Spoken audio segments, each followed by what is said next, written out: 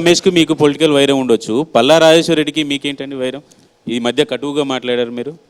పల్లా రాజేశ్వర రెడ్డి నా మీద కటువుగా మాట్లాడుతున్నానండి. పల్లా రాజేశ్వర రెడ్డి గారు, దయాకర్ రావు గారు ఇరువురు కూడా చాలా కటువుగా మాట్లాడుతున్నారు. పల్లా రాజేశ్వర రెడ్డి గారు ప్రభుత్వాన్ని అడ్డం పెట్టుకుని యూనివర్సిటీ తెచ్చుకున్నాడు. పల్లా రాజేశ్వర రెడ్డి గారు ప్రభుత్వాన్ని అడ్డం పెట్టుకొని మెడికల్ కాలేజ్ తెచ్చుకున్నాడు. పల్లా రాజేశ్వర రెడ్డి గారు ప్రభుత్వాన్ని అడ్డం పెట్టుకొని మన ఊరు మనబడిలో కాంట్రాక్టులు తీసుకున్నాడు. పల్లా రాజేశ్వర రెడ్డి గారు ఇరిగేషన్ కాంట్రాక్టులు తీసుకున్నాడు. నేను అడుగుతున్నాను పల్లా రాజేశ్వర రెడ్డి గారిని, ఒక్క 10 కోట్ల రూపాయల కాంట్రాక్ట్ నేను తీసుకున్నానని చెప్పండి. అదేవిధంగా ఎర్రబెల్లి దయాకర్ రావు గారు ప్రభుత్వాన్ని అడ్డం పెట్టుకొని బ్రహ్మాండంగా ఇరిగేషన్ కాంట్రాక్ట్ తెచ్చుకున్నారు. పోనీ దయాకర్ రావు గారి లెక్క, పల్లా రాజేశ్వర రెడ్డి గారి లెక్క నేనేమైనా కాంట్రాక్టులు తీసుకుంటే ఒక 10 కోట్లో, 20 కోట్లో, 50 కోట్లో పనులు చేసుకుంటే మీరు చెప్పండి, పలానా దగ్గర మీరు కూడా చేశారని నాకు చెప్పండి సార్, నేను దానికి సమాధానం చెప్తాను. సార్, కడియం శ్రీహరికి కేసీఆర్తో చెడిందా, కేటీఆర్తో చెడిందా? వర్కింగ్ ప్రెసిడెంట్గా ఉన్నటువంటి కేటీఆర్కి కనీస అభిప్రాయాలను చెప్పడానికి కూడా వీలైనటువంటి పరిస్థితి ఉంది.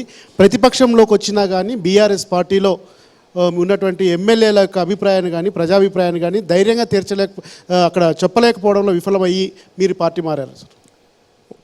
అక్కడ చెప్పే అవకాశం లేదండి, ఆ వాతావరణం లేదు. పార్టీ నాయకత్వం దగ్గర మనసు విప్పి మాట్లాడుకునే ఒక మంచి వాతావరణం ఏనాడు లేదండి. అక్కడ బయటకు వచ్చి కేటీఆర్ గారికో హరీష్ రావు గారికో చెప్పుకుంటే వాళ్ళకు కూడా లిమిటేషన్స్ అండి. వాళ్ళు కూడా అన్ని విషయాలు అక్కడికి పోయి చెప్పే పరిస్థితి లేదు.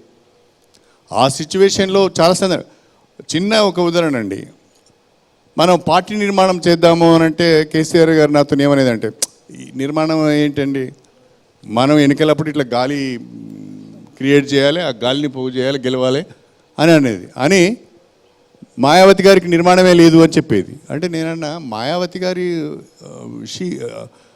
ఆమెది ఫెయిల్యూర్ స్టోరీ అండి. మాయావతిని ఎందుకు ఎగ్జాంపుల్ తీసుకుంటున్నారు మీరు? మాయావతి ఒకప్పుడు ఇట్లా వచ్చింది, మళ్ళీ వెళ్ళిపోయింది, ఆమెది ఫెయిల్యూర్ స్టోరీ. ఆమె నిర్మాణం లేకనే అట్లా అయింది. మీరు కావాలంటే ఇంకా వేరే సక్సెస్ఫుల్ స్టోరీ తీసుకోండి, డిఎంకే స్టోరీ తీసుకోండి, లేకుంటే టీడీపీ ఏమాట కామంటే టీడీపీ స్టోరీ తీసుకోండి. ఆ నిర్మాణం మీద ఆధారపడే కదా ఇవాళ టీడీపీ సర్వైవ్ అవుతుంది, డిఎంకే సర్వైవ్ అవుతుంది. ఆ రకంగా మీరు సక్సెస్ స్టోరీ తీసుకోండి, కానీ నెగిటివ్ స్టోరీ లేదు. మీరేమో ఇలా అంటున్నారు, వారేమో ఎల్లుండి నుంచి ప్రజల్లోకి వస్తున్నారు, ఆ తర్వాత పాత ఉద్యమ నాయకుడిని చూస్తారు, కేసీఆర్ని పాత ఉద్యమ నాయకుడి హోదాలో చూస్తారు, మొత్తం రిపీట్ అవుతుంది. సంతోషం, చూడాలని కూడా అనుకుంటున్నాం. కేసీఆర్ గారు ప్రజల్లోకి రావాలనుకుంటున్నాం, కేసీఆర్ను ప్రజలు చూడాలనుకుంటున్నాం. ప్రజలు ఏం తీర్పు ఇస్తారో కూడా అది కూడా చూద్దాం. సార్, బీఆర్ఎస్లో మీరు ఉన్నప్పుడు కాంగ్రెస్ ప్రభుత్వాన్ని కూల్చే ప్రయత్నం ఏమైనా జరిగిందా?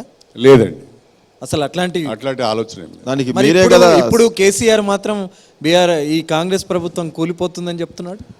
అవన్నీ రాజకీయంగా మాట్లాడే మాటలు తప్ప దాని వెనుక ఏమి పసలేదు. కానీ ముందు మీరే స్టేషన్ కాన్పూర్ వేదికగా కాంగ్రెస్ ప్రభుత్వం కూలిపోతుంది త్వరలో అని మీరే ముందు ప్రకటించారు. కేసీఆర్, కేటీఆర్. నేను అన్న మాట వేరండి. నేను అన్న మాట ఏంటి అంటే, కాంగ్రెస్ పార్టీకి బొటాబొటి మెజారిటీ వచ్చింది. నా వర్డింగ్ చూడండి, కాంగ్రెస్ పార్టీకి బొటాబొటి మెజారిటీ వచ్చింది. కాంగ్రెస్ పార్టీలో కుమ్ములాటలు ఎక్కువగా ఉంటాయి కాబట్టి వాళ్ళు కలిసి ఉంటే ఆ ప్రభుత్వం నిలబడుతుంది, లేకుంటే ఇబ్బంది అవుతుంది అని చెప్పాను నేను. మరి అది తెలిసే కాంగ్రెస్ పార్టీలో జాయిన్ అయ్యారా? అది తెలిసి అంటే కాంగ్రెస్ పార్టీలో కొట్లాటలు ఉంటాయి, కాంగ్రెస్ పార్టీలో గ్రూపులు ఉంటాయి, కాంగ్రెస్ పార్టీలో ఒకరికొకరికి పడదు, ప్రభుత్వం కూలిపోతుందని. నేను ప్రధానంగా కాంగ్రెస్ పార్టీలో చేరటానికి ఒకటి బీజేపీ దూకుడును అడ్డుకోవాలని, నాతో ఆయన మేరకు, నాకు పెద్ద శక్తి ఉన్నది నేను అడ్డుకుంటానని చెప్పడం లేదు, నాతో ఆయన మేరకు బీజేపీ దూకుడును అడ్డుకోవాలి, దళితులకు రక్షణగా నిలబడాలనేది. రెండవది నా నియోజకవర్గాన్ని అభివృద్ధి చేసుకోవాలి. మీరు ఎమ్మెల్యే పదవికి రాజీనామా చేసి కాంగ్రెస్లో చేరి ఉంటే బాగుండేదేమో. సరే, ఈ విమర్శలన్నీ వచ్చేవి కావేమో. తప్పకుండా మీరు అనేది సూచన కరెక్ట్గా ఉంది, మీరు చెప్పేది కూడా కరెక్ట్గా ఉంది. అది సరైన చట్టము ప్రకారం ఏం నిర్ణయం తీసుకోవాలో ఆ నిర్ణయం. దానికి చట్టం ఏంటి సార్? రాజీనామాకు చట్టం అవసరం లేదు అంటే చట్టాన్ని కూడా చూడాలి కదా, చట్టం ఏం చెప్తున్నదో కూడా చూడాలి కదా.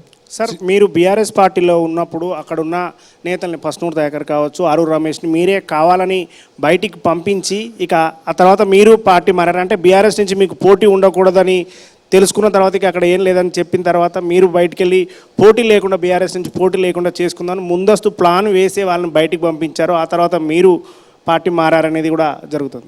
అది ఆ ఆరోపణ సరి అయింది కాదండి. మాకంటే ముందే అరుణ్ రమేష్ బీజేపీతో మాట్లాడుకున్నట్టుగా మాకున్న సమాచారం, అది కూడా మందకృష్ణ ద్వారానే మాట్లాడుకున్నట్టుగా మాకున్న సమాచారం. ఆయన ఆల్రెడీ పోవడానికి నిర్ణయం తీసుకొని మేము అడిగినా కూడా ఆయన పోటీ చేయడానికి ముందుకు రాలేదు. కాబట్టి ఆయన నేను పంపించడం అనేది సరైనది కాదు. సార్ మీకు రాజయ్యకి ఎక్కడ చెడింది సార్? రాజయ్య గారి గురించి నేను ఎంత తక్కువ మాట్లాడితే అంత మంచిది. కానీ ఆ మాజీ సర్పంచ్ నవ్యను రాజయ్య మీదకి ఉసిగొల్పింది మీరే అంటారు? ఎవరైనా ఒక మహిళ, అందులో ఒక అమ్మాయి, షీఈస్ జస్ట్ 30 అనుకుంటా, 30 ఆర్ అరౌండ్ 30-35 ఉంటుంది. ఆమె జీవితాన్ని నాశనం చేసుకొని ఒక రుసిగొల్పితే పోతుంది. అచ్చా, ఇప్పుడు ఎన్నికలు అయిపోయినాయి కదండి, ఎన్నికలు అయిపోయినాయి. నేను బీఆర్ఎస్లో లేను, కాంగ్రెస్ పార్టీలోకి వచ్చాను. ఇప్పుడు ఆమె ఒకవేళ అది వేరే విధంగా జరిగి ఉంటే ఆమె తీసుకొచ్చి చెప్పవచ్చు కదండి నా మీద.